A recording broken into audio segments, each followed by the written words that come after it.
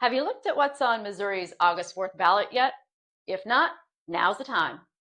Four constitutional amendments will be on the ballot, and several of them could have long-term impacts on how Missouri operates. Hi all, this is State Representative Stephanie Hein with a quick update for the week in Jefferson City. Here's what you need to know. On August 4th, Missouri voters will decide on four proposed constitutional amendments. Amendment 1 asks voters to continue the existing 0.1% sales tax that funds Missouri state parks, historic sites, and soil and water conservation programs for another 10 years. This tax was first approved by voters in 1984. The measure would continue the current tax and would not increase taxes. Amendment 2 would require all county assessors in Missouri to be elected directly by voters. Currently, nearly every county assessor in the state is already elected, with Jackson County being the lone exception. If approved, this amendment would require Jackson County's assessor to be elected as well, creating a uniform system across Missouri. Then the big ones, Amendment 4 and Amendment 5.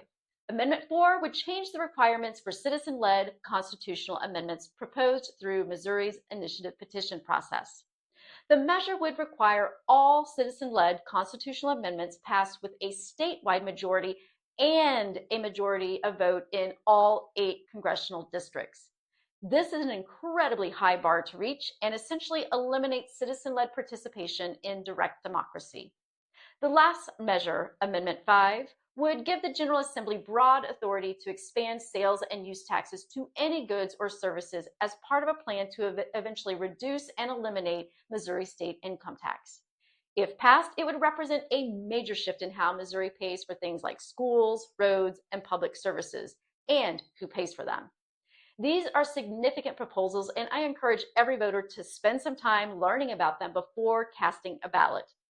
Over the next few weeks, I'll be doing more in-depth videos on Amendment 4 and Amendment 5 so we can take a closer look at what those proposals would do and what they could mean for Missouri. One resource I recommend is the Missouri chapter of the League of Women Voters. The League is a nonpartisan political organization that provides information about ballot measures and elections. I'll post a link to their guide in the comments. And finally, a few important election dates to keep in mind. June 23rd is the first day of absentee voting. July 8th is the last date to register to vote for the August 4th primary. July 21st is the first day of no excuse absentee voting, and Election Day is August 4th. This primary election is one that voters should not sit out. Make a plan, do your research, and be ready to cast an informed vote on August 4th. Thanks for watching. Stay engaged, stay informed, and as always, reach out if you have any questions or concerns. See you soon.